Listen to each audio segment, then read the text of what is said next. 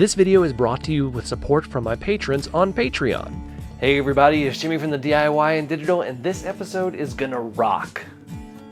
Because we're doing rocks. See what I did there?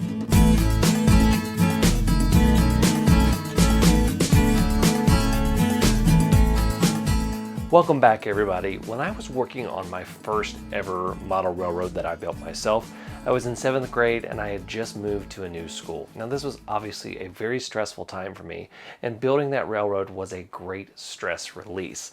Now I was using one of those Woodland Scenics Mountain Valley scenery kits, which I highly recommend for anyone looking to build their first model railroad, and I loved the way that the rock outcroppings looked in the pictures of it, but I could not figure out how to make them. I had no idea how to do that. I was 12, and at that point I really hadn't developed my modeling skills yet.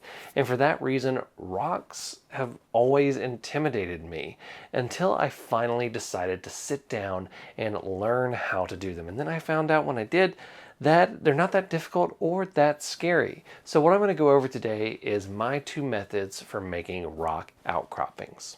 Rocks are really the first bit of scenery that you want to apply because they're supposed to be where the ground is popping out of the ground cover or the earth is exposed. I want to begin with the classic technique, rock molds. And you can find these rock molds in a lot of places. I'll link them in the description below. I will be using Hydrocal to make these rocks. Hydrocal is a lightweight modeling plaster that sets up pretty quick, but then takes about a day to fully cure. So make sure you have this in a place that you can leave it for a while when you go to let it cure. Hydrocal's mixture ratio is at 2.5 parts Hydrocal to 1 part water. But the box recommends actually using a minimum of 4 ounces of water, which means 10 liquid ounces of Hydrocal. And make sure you pour the water first and then you pour the Hydrocal into it. For mixing, I use just a cheap Tupperware that I can seal up and shake and swirl until everything gets good and mixed up. Once it's mixed up, it's time to pour. Now before you pour, you'll want to spray a mold release like this one on your mold, so that you can get your rocks out of it once they dry. After that, you can pour your Hydrocal in. Now Hydrocal only has about 10 minutes of working time from when it starts to be mixed, so be careful but not too slow. Pour evenly to avoid bubbles, but you'll still want to tap the mold repeatedly once you're done to remove any bubbles. Then you let it dry. Once it's dry, you can pop your rocks out. Now I do not worry if my rocks crack into a couple different pieces because they're still going to look like rocks even when they're cracked up. You can also just use some compounds like joint compound or even more Hydrocal to smooth them back over, and then use some paints to hide the cracks if you really want to. Once we have our rocks, it's time to attach them. Now I use a hot glue gun to attach the rocks where I want. It's easy, fast, and holds true once it's dry.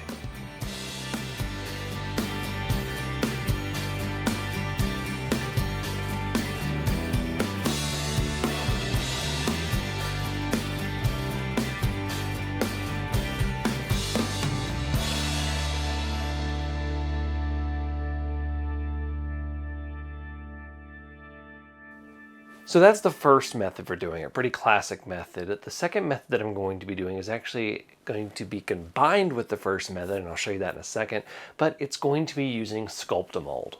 Sculpt Mold uses a roughly 2-to-1 water mixture when mixing.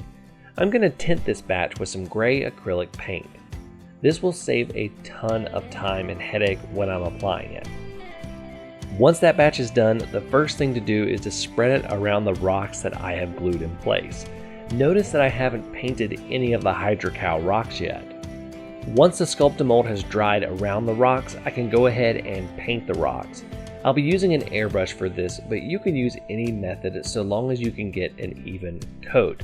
Remember a couple things. Use the same color paint that you used to tint the Sculpt Mold with your rocks for the base, and then also remember that Hydrocal and Sculpt Mold will absorb some of the paint, so you may need to do a couple of coats.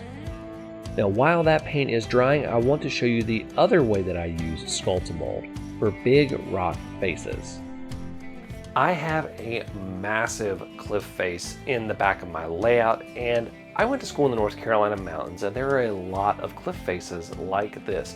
Now, they are not a natural formation, which this is not supposed to be one, but rather where the work crews have blasted through mountains to build highways in the real world scenario that I'm trying to replicate. But in this case, they blasted through here rather than making a tunnel for the rail line. So if you've ever been on US 321 or US 421 going into Boone and Blowing Rock, North Carolina, these rock faces are all over the place, and they're very steep, they're very jagged because you're blasting through some very hard rock, and they're all made of this grayish rock that's mostly like granite and things like that. So that is what I'm trying to replicate.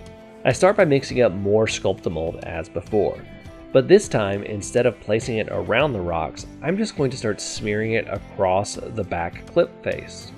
The only thing that I'm trying to avoid here is hand and fingerprints and trails and the little fuzzy bits that can appear on Sculpt Mold after it's dry. I'm doing that by smoothing it out but leaving it fairly uneven. Other than that, the texture of the Sculpt Mold combined with the uneven face should take care of the rock face look that I'm going for. If your Sculpt Mold is having trouble sticking, try wetting your surface just a little bit. Once you're happy, you can let it dry. Some of the white will pop back through the Sculpt Mold during the drying process, but you can use the same paint technique that you used on the rocks to cover up your white spots.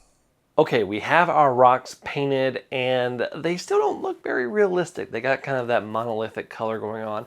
And in the past, this is where I failed and gave up because I didn't know what to do from this point. And that was before I learned about dry brushing. Now, dry brushing is basically a technique where you use a stiff bristle brush and you have very little paint. I mean very little paint on it, and you use that to apply very streaks of paint across your models, and it's just like a magic trick.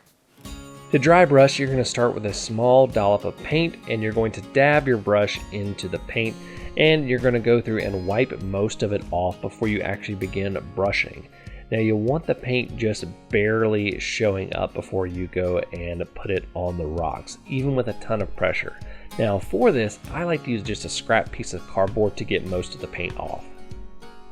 Then you simply brush over the rocks. Now, the great thing about this is if you mess up, just paint over the rocks, wait for it to dry, and start again. Now, I'm actually going to be using 4 different colors to dry brush these rocks. The first one I do is a lighter gray that will begin to accentuate the different edges. I then proceed to a white for the top portions just to kind of be as a highlight. I then use a dark brown on the bottom section to accentuate shadows, and then a faded yellow for a bit of weathering. And here is the result.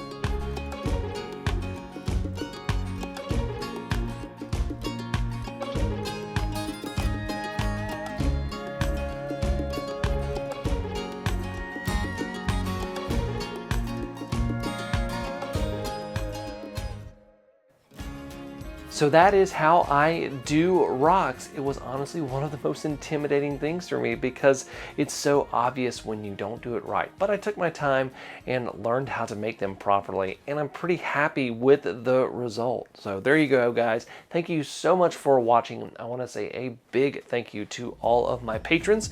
They are listed right here. You can become a patron for as little as $1 a month. A lot of cool stuff going on there. A lot of behind the scenes and things like that, and advance notice of what's coming up. Plus, if you're at the $5 a month level, you get a 3D model that you can print yourself if you have a 3D printer. Thank you guys so much for watching. Until next time, I'm Jimmy from the DIY and Digital. Stay safe, be kind, and happy railroading.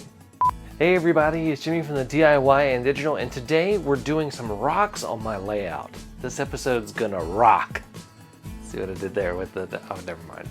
Hey everybody, it's Jimmy from the DIY and Digital, and this episode is gonna rock. Because we're doing rocks on my layout. Alright, let's just go. Hey everybody, it's Jimmy from the DIY and Digital, and this episode is gonna rock. Because we're doing rocks. Get it?